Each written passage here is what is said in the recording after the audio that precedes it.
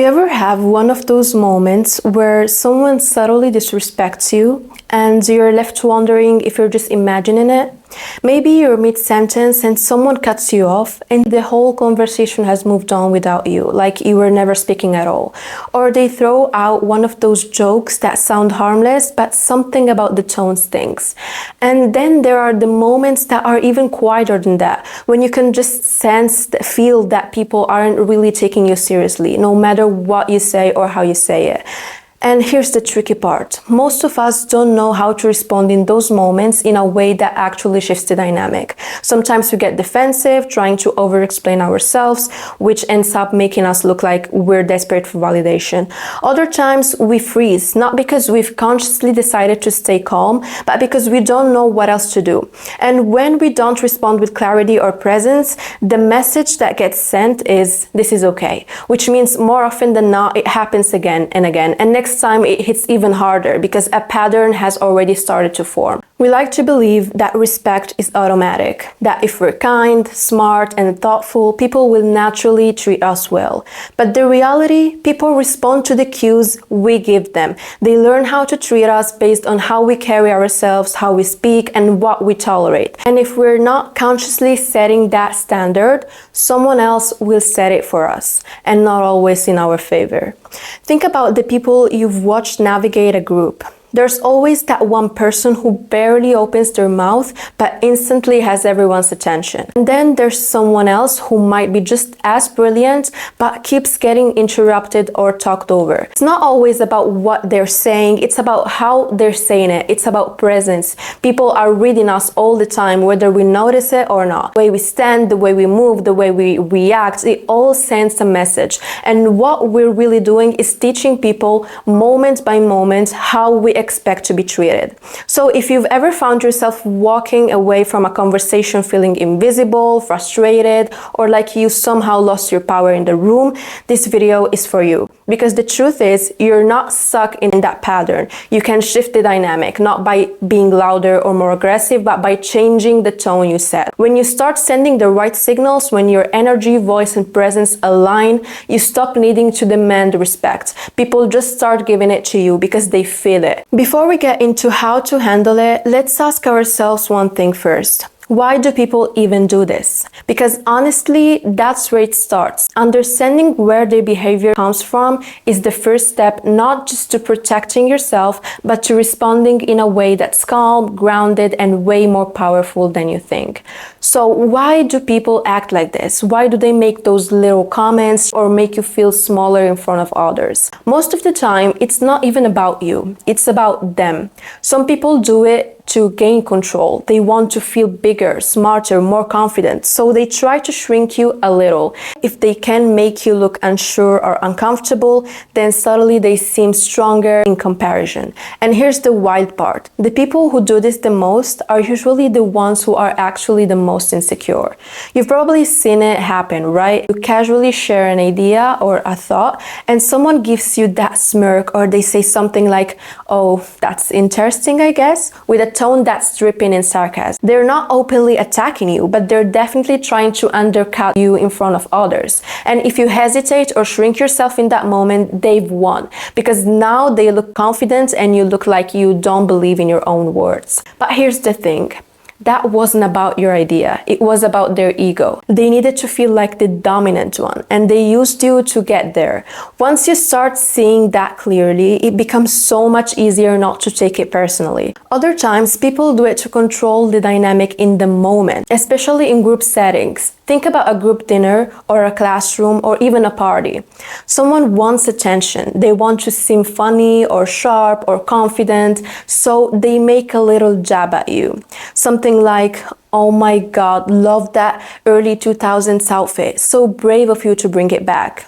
And everyone laughs. Not because they don't like you, but because the dynamic shifted and suddenly you became the target. It's like a social shortcut. Instead of standing out for being interesting or kind, they stand out by putting someone else in a weaker position. It gives them the spotlight at your expense. And let's be honest, some people are just mean. There's no deep psychology, no hidden trauma, no grand reason. Some people are just rude, negative, and enjoy making others uncomfortable. You've seen them, the ones who always have something sarcastic to say, who act like pointing out your flaws makes them more intelligent, people who treat being critical like it's a personality trait. But even then, it's usually still about their own unhappiness. Happy people don't walk around trying to humiliate others. Secure people don't need to prove anything. Sometimes we let them. And I say this with all the love in the world because I've been there too. There was a time where it felt like I was always getting talked over. People would interrupt me, ignore what I said, or say little things that made me feel small. And I thought I was just unlucky. I kept thinking, why is this happening to me? Until it finally clicked. Part of it was about how I was showing up. Not because I deserved it, but because without realizing it, I was making it easier for people to treat me that way.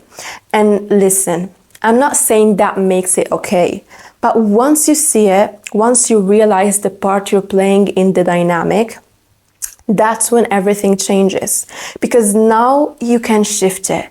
You don't need to become aggressive or fake or loud. You just need to stop making it easy for people to put you down. So now, let's get into the real game changer. What are the subtle things you might be doing that lower your value in people's eyes? And how can you shift them to command more respect? So let's say you walk into a room. Maybe it's a classroom, a new job, a social event, even just a casual coffee meetup with new people. You walk in and before you've said anything, people are already creating a whole mental file on you. They're making quick decisions. Is she confident? Is she shy? Is she someone I need to pay attention to? Is she a leader or a follower? Can I interrupt her and get away with it? And you know what's wild? You're doing the exact same thing to them. We don't do this because we're judgmental. We do it because our brains are wired for it. Literally. It goes back to how our brains evolved for survival. Back in the day, like way back in human evolution, our ancestors didn't have time for long introductions. They had to assess very quickly, is this person a threat, a friend, a potential ally, someone I can trust? Our nervous systems are still doing that today. The part of the brain responsible for this, our little emotional alarm system, it kicks in immediately when we see someone new. It doesn't wait for a speech. It's scanning posture, facial expression, tone, even the pace of your walk. It's incredibly fast, and once it forms an impression, it tends to stick. That's why first impressions matter so much more than we'd like to admit.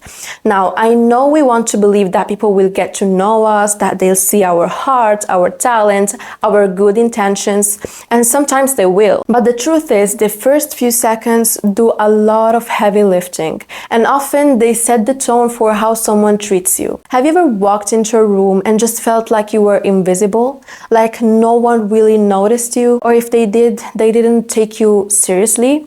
That's not just in your head. It's usually because of the subtle cues your body, your tone, your presence are giving off. And again, it's not your fault. It's just that most of us aren't taught to be intentional about how we show up. We're told, just be yourself, or don't worry about what other people think. But honestly, that advice only works when you already feel secure and respected. What if you don't feel that yet? What if you want to be seen, but something about how you present yourself is making people overlook you? I remember when I was in high school, like back in those first days of the year, it was so obvious which teachers were going to be walked all over and which ones we were all going to respect without question. And honestly, thinking about that now, it kind of blows my mind, because we weren't judging them based on how good they were at teaching. We didn't even know that yet. It was all about how they walked into the room, how they carried themselves, and how they spoke in those first few seconds. Some would come in all nervous, avoiding eye contact, rushing through their words, maybe even trying too hard to be nice so we'd like them. And we could feel it right away, like, okay, this one's it's not gonna be a problem. And then there were others who'd walk in with this calm, grounded energy. They weren't loud, they didn't have to prove anything, but they'd stand tall, look around the room, speak slowly, and suddenly we all sat up a little straighter. Not out of fear, but out of respect, out of instinct. It's crazy how fast we made those judgments, literally within seconds. And what's even crazier is that now at university, I see the same thing playing out all the time. Whether it's a professor, a classmate presenting, or even just someone entering a room full of strangers. The energy you bring in sets the tone for how people treat you. And it really makes you think, if people are forming those impressions that quickly, how often are we unconsciously teaching them to underestimate us? Because again, our brains are wired to respond to cues, and confidence, presence, steadiness, these are cues of leadership, cues of competence, cues that says you might want to pay attention to me. And here's the kicker. You don't need to be loud to be powerful. You don't need to be the most talkative person in the room. You don't need to command attention through dominance. You can be soft-spoken and still magnetic. You can be gentle and still unshakable. What matters is that you show up with intention, that you own the space you take up, that when you walk into a room, you walk in like your presence matters, because it does. The way you carry yourself is not about ego, it's about giving others a reason to respect what you're about to say. And it's also about training your own brain to remember that you belong there. And look, we all have those days. Days where we feel small, unsure, messy, human. But if you can practice entering spaces like you deserve to be there, posture strong, eye contact, steady, you're doing something powerful. You're reprogramming not just how the world sees you, but how you see you. Because that's the secret nobody really tells you. Confidence isn't about being fearless. It's about deciding to hold your space anyway. You know what's often behind being seen as someone people can walk all over? It's not always softness or shyness. Sometimes it's over-accommodating. It's the constant smiling even when something feels off. It's nodding along even when you disagree. It's saying, oh, it's fine, when it's really not fine. It's laughing at jokes that actually stung a little just to avoid looking too sensitive. And here's the thing. We do this because we're trying to be chill or nice or just avoid awkwardness. But what people receive is this message. She's not gonna push back. She will tolerate it. She won't make it a big deal. And once someone believes that, it shapes every interaction that follows. Because respect isn't just about how impressive or smart you are, it's about what you allow. I've seen people with strong personalities get disrespected simply because they were always available, always saying yes, never challenging anything. And I've seen people who barely spoke a word be treated with so much care and consideration because they had boundaries. And those boundaries said, hey, I'm kind, but I'm not here for disrespect. So if you're wondering why people sometimes don't take you seriously, ask yourself, where am I making myself too available? Where am I downplaying how I really feel just to keep the peace? Where am I afraid to be inconvenient? And then there's how you speak. Not just what you say, but how you say it. You could have the smartest idea in the room, but if you present it like a question, if your voice trails off, if you throw in a dozen, I don't know, maybe, and just my opinion though, people will treat it like it's optional, like it's not fully important. We do this all the time without even realizing it. We make our voices smaller, we add disclaimers to everything, we end our sentences with nervous little laughs like we're already apologizing for existing. And the thing is, it's not always because we're unsure of what we're saying. It's because we've been conditioned to not sound too confident, to not be too much. But here's the truth. When you constantly present your thoughts like suggestions, people treat them like suggestions. When you say something like, sorry, this might be dumb, but I don't know, maybe it will work, I don't know if this makes sense. You're basically giving people permission to not take you seriously before you've even said the actual point. Now imagine saying the exact same thing, but with a calm tone and a steady pace. Here's how I think we could do this. That's it. No apology, no softness, just clarity. And you don't have to be aggressive. You don't have to take some hyper dominant tone. You just have to stop shrinking your voice. Stop treating your thoughts like they need to be sugar coated just to be heard. Because the more you speak with trust in yourself, the more people start to mirror that. They lean in, they listen, they feel like what you say matters because you treat it like it does. So when you walk into that room, take a second, ground yourself, lift your chin, take up your space, let your energy speak before your words even arrive. And when you do speak, do it like someone who knows her words have weight. You don't owe people a performance, you owe yourself a presence. And once you start moving through the world that way, people won't just listen more. They'll feel the difference, they'll sense it, and they'll start treating you like someone who matters, because you always have. You just need to let them know. Okay, but let's say it's already happened. You've been disrespected, maybe in a subtle way, like a sarcastic joke at your expense, or someone talked over you, mocked something you said, or made you feel small in front of others. You're sitting there with that tight feeling in your chest, that second of confusion where your brain is catching up to what just happened. You know it wasn't right, but now you're stuck in that awkward space of, do I say something? Do I let it go? Am I overreacting? That's the space where most people lose their power. No one teaches us how to hold it in moments like this. So let's talk about how to actually respond when the damage is already done, when the disrespect has already landed. First, here's what you don't do. Don't immediately justify yourself. Don't get frustrated. Don't nervously laugh like it didn't bother you, because if it did, that's valid. What you want to do is pause. Just breathe. Seriously, even just 1 or 2 seconds of silence before you respond shifts everything. It signals presence, it signals control, and more importantly, it gives you space to respond intentionally instead of reacting emotionally. Because the goal here isn't to win the moment, it's to reset the dynamic. So how do you do that? Let's say someone makes a passive-aggressive comment about you in front of others. Something like, wow, didn't see you as the type to say something like that. All eyes are on you. Here's what you do. You meet their energy with calm. Not fake calm, real calm. You stay steady, you keep your tone grounded, and you say something like, interesting comment, I'm not sure what you meant by that. Could you explain? Or simply, did you mean that to be disrespectful? Just checking.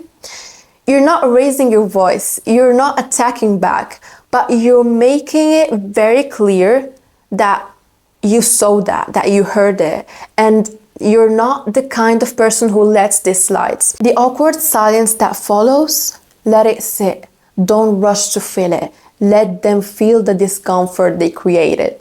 Because here's the thing, people who get used to putting others down rarely expect pushback, especially if you're the kind of person they've always seen as too nice or too soft. That's exactly why these moments are so powerful, because you're breaking the pattern. You're teaching them and everyone else in the room that you're not an easy target anymore. Another option that works really well is to redirect the conversation without reacting.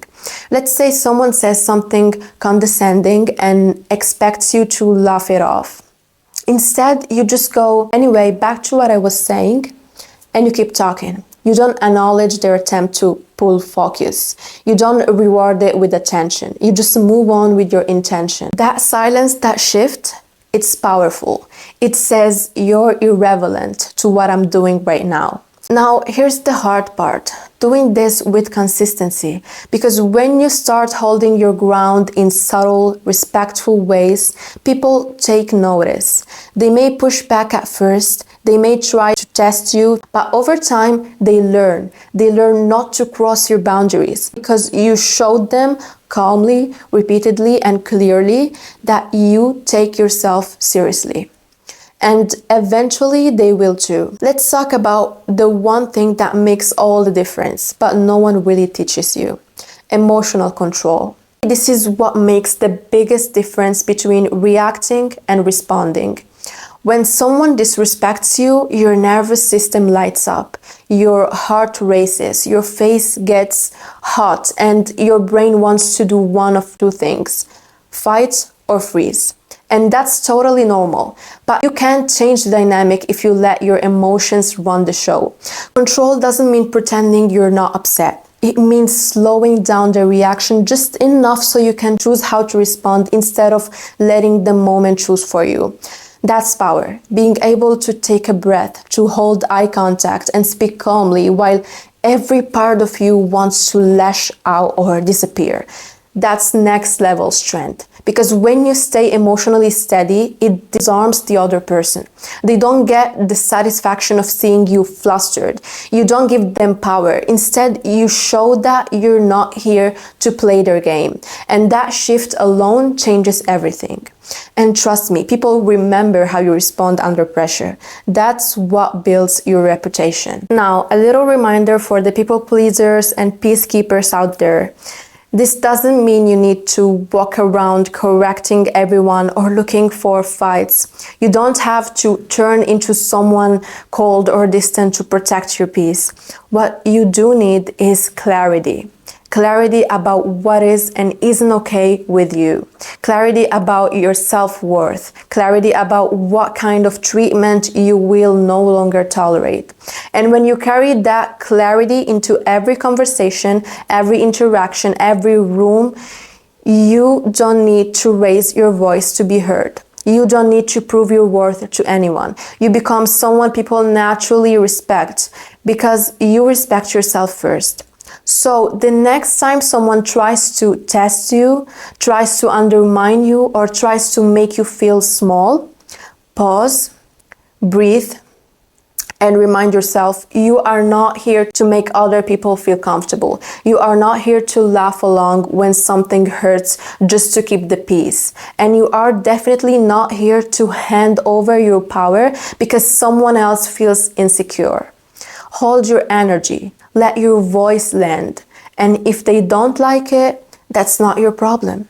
Because once you learn how to protect your dignity without ever raising your voice, that's when your presence becomes unshakable. So the next time someone tries to put you down, whether it's subtle or obvious, remember this: you don't have to fight, prove, or over-explain. You just have to decide how you want to be treated and then embody that. The more you practice this, the more natural it becomes, until eventually you stop having to demand respect because it's already there. So this is all for today. I hope you enjoyed this video. Don't forget to subscribe and see you in the next one. Bye!